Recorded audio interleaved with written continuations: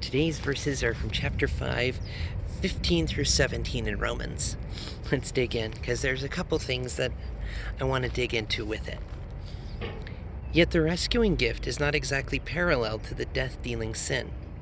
If one man's sin put crowds of people at the dead end abyss of separation from God, just think what God's gift poured through one man, Jesus Christ, will do. There's no comparison between the death-dealing sin and this generous, life-giving gift. The verdict on that one sin was the death sentence. The verdict on the many sins that followed was this wonderful life sentence. If death got the upper hand through one man's wrongdoing, can you imagine the breathtaking recovery life makes, absolute life, in those who grasp with both hands this wildly extravagant life gift? The grand setting everything right that the one man, Jesus Christ, provides. And as I was digging into these verses, I was meditating on them and playing with them and trying to understand more. There were two sections that came to mind. One in Deuteronomy where Moses basically says, I call on heaven and earth to witness against you today that I have presented you with life and death, the blessing and the curse. Therefore, choose life so that you will live, you and your descendants. And it's funny because in this section of Deuteronomy, Moses has basically just listed a litany of the entire history, what they've been through, saying it to the children generation after the parents had died out, because they chose death over life. And when I mean that, I'm not talking about the religious systems. I mean that throughout Exodus, the children of Israel, the chosen people, they're continually saying, well, there's no water, but it's being pulled from rocks. Well, there's no food. Manna falls from the sky. Well, there's no meat. Quail comes sailing in to the point where they're sick of it. We don't know where to go. Pillar of cloud by day, pillar of fire by night. Things that if they happen nowadays, people would turn instantly to see, because they're form and function that should be very clear understanding. And so when Moses places this understanding of life and death before the people of Israel, it is their option. Do you want to continue to focus on the bad and focus on these pains, or do you focus on the life? Paul says to focus on things that are good and reputable and true and pure. We understand through behavioral psychology that when you where your focus is, so you are.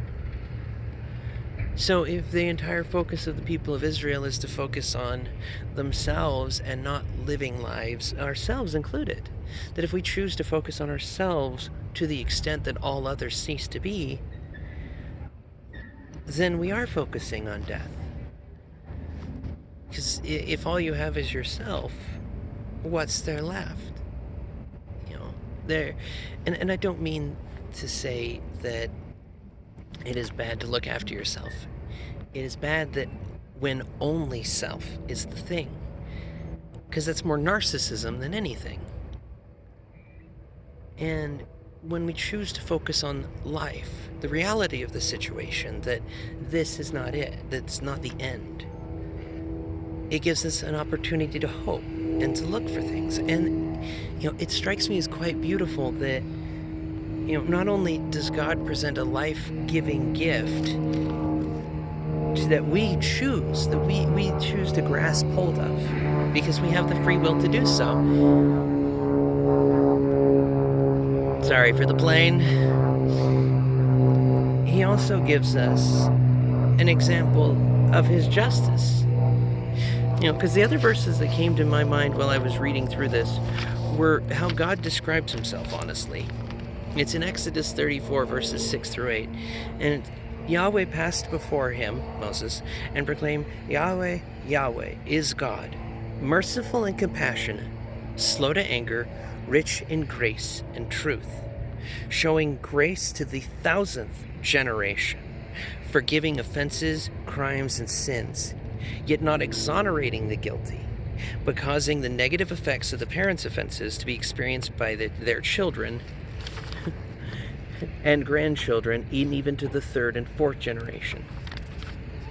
And I know that we read that and we're kind of like, well, I mean, why should the grandchildren pay for the sins of the father or the grandfather? And it kind of misses the idea to me.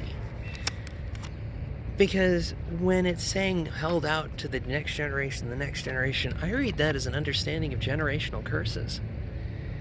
The idea that when our parents or different family members hold on to this darkness that gets passed along the line, an understanding that you don't even have to have a biblical background to get.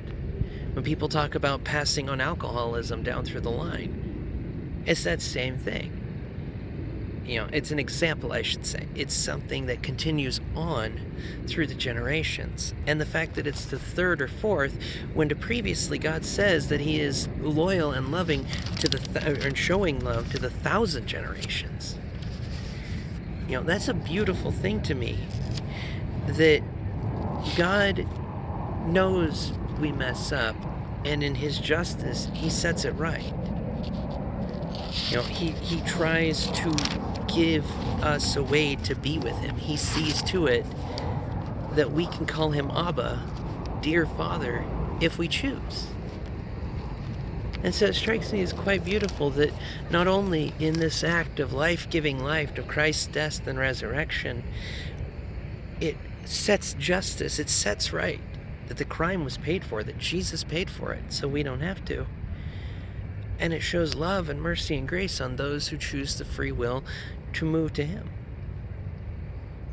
As when Jesus is asked what the most important commandment is, and he answers, love God, love others, it strikes me that it's not about the religion in any way, shape, or form. It's about the heart.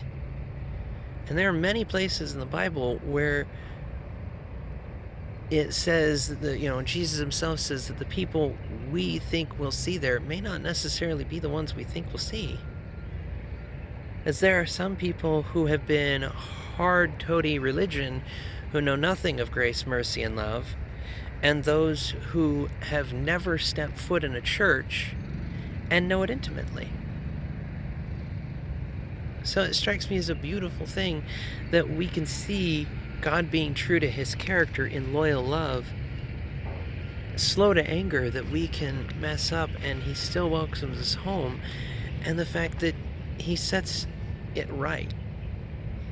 He sets before us the option that we can choose life or death.